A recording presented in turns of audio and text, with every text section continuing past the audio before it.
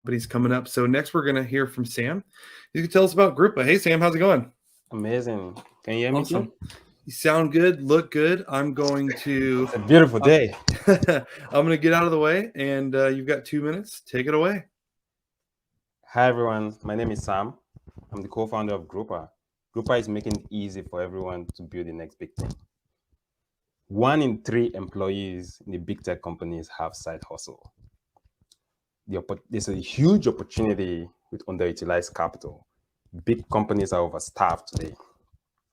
About 330,000 engineers in big tech are already doing side hustle on the side, offline.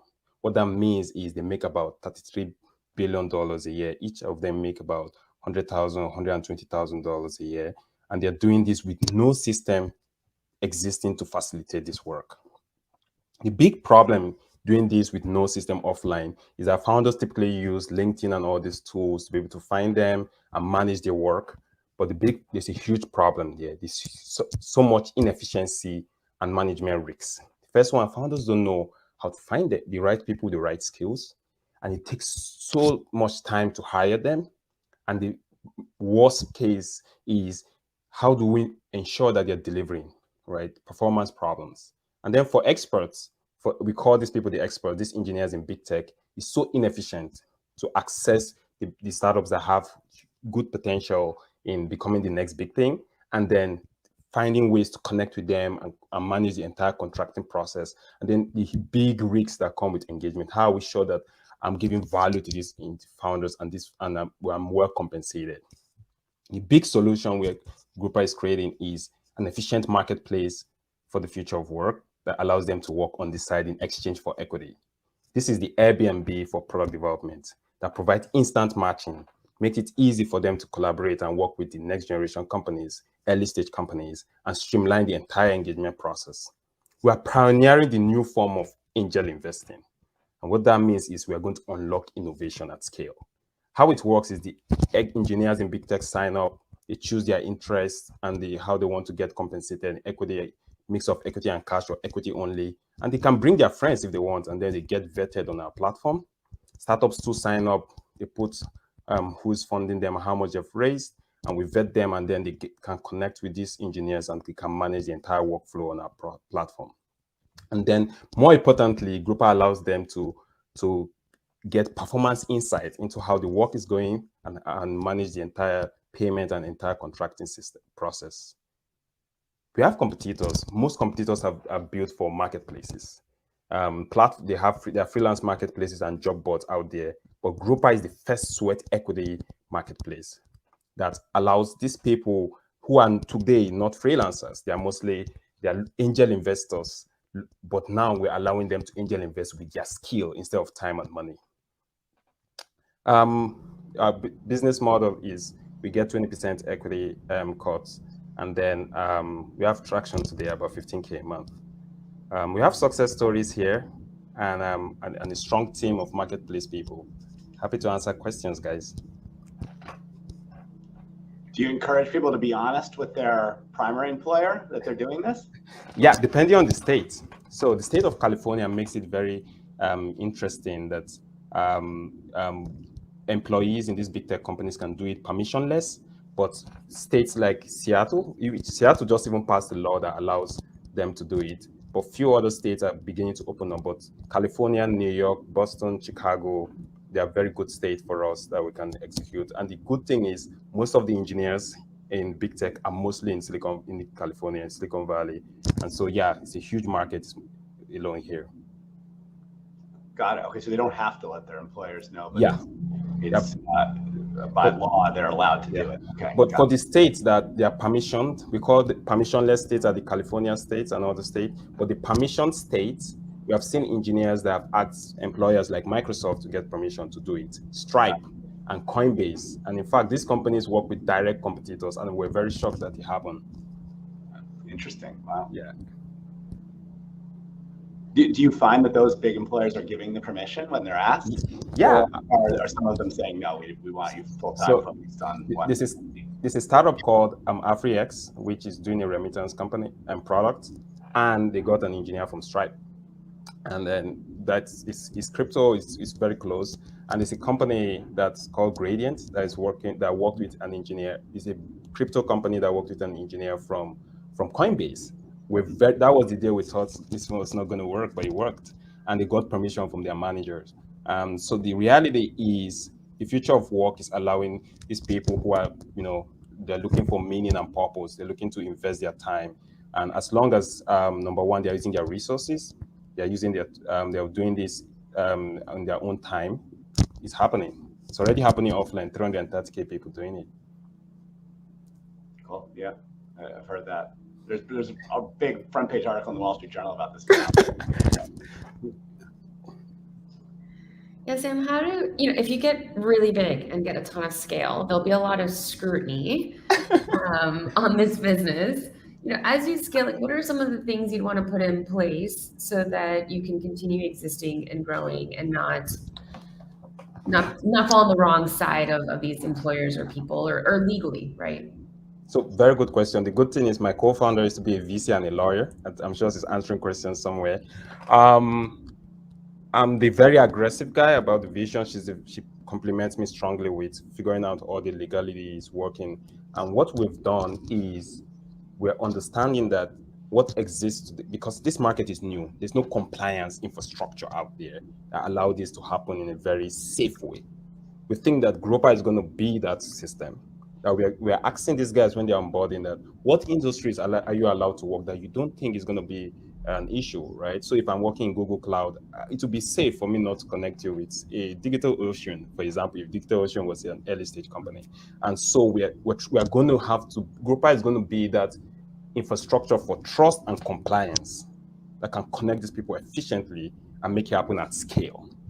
And so before now, getting into strangers' car was a problem. Getting people personal homes was a problem. Airbnb and Uber created this infrastructure, and we think we can do that. Sam, what is, if you take the examples that you just gave of like Uber or Airbnb, there were some kind of external change events that made it possible, right? With ride sharing, it was the iPhone 4S embedded GPS chips in smartphones.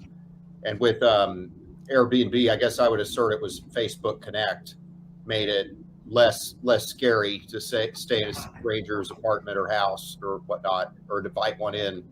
What do you like?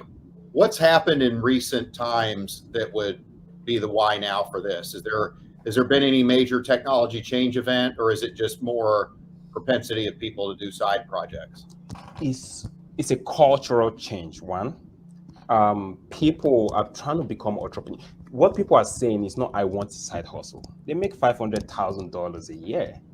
They're saying, I want to be an entrepreneur, but I want to do it in a less risky way. I can't quit my job. People we know have 3 kids and they have mortgage and all this stuff. They can't just start thinking.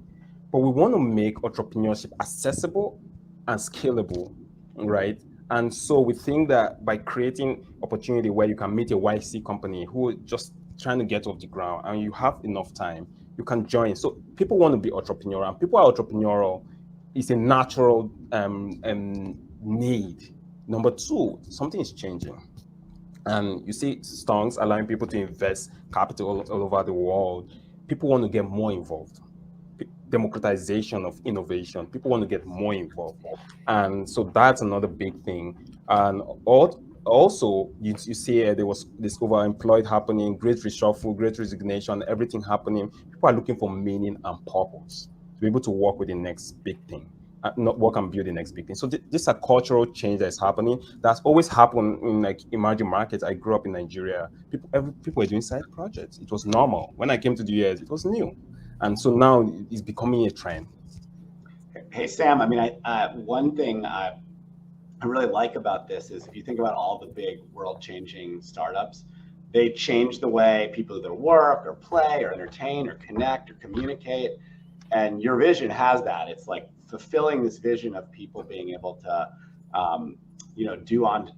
basically take their personal equity and capture it in a much more efficient way than just going to one employer and working there. And so I think I worry a little about some of the stuff that Vanessa was asking you about, that she asked those questions really articulately about how much scrutiny are you going to get and are you ready? But I think if you can withstand that, like this has that really big world-changing potential. So I hope those things don't slow you down too much. Yeah, I think today nobody has been able to tokenize people's skill, time, and experience. People have been able to pay cash for something, but before now, nobody has been able to say, I'm going to angel invest with my skill. I have 20 hours a week or something that's never existed. I think this is the way we're going to do it and democratize our opportunity. This is awesome. None of the Stonks devs are doing this, are they? Are they? All right. Not if they live in California. You wouldn't know. Okay. Hey Sam, another question for you. I remember, like, we probably all remember when. Do you remember when the Obamacare website came out and it didn't work, and so President Obama called up some of his friends at Google and other places like it, and they just kind of descended into DC and helped him get it working.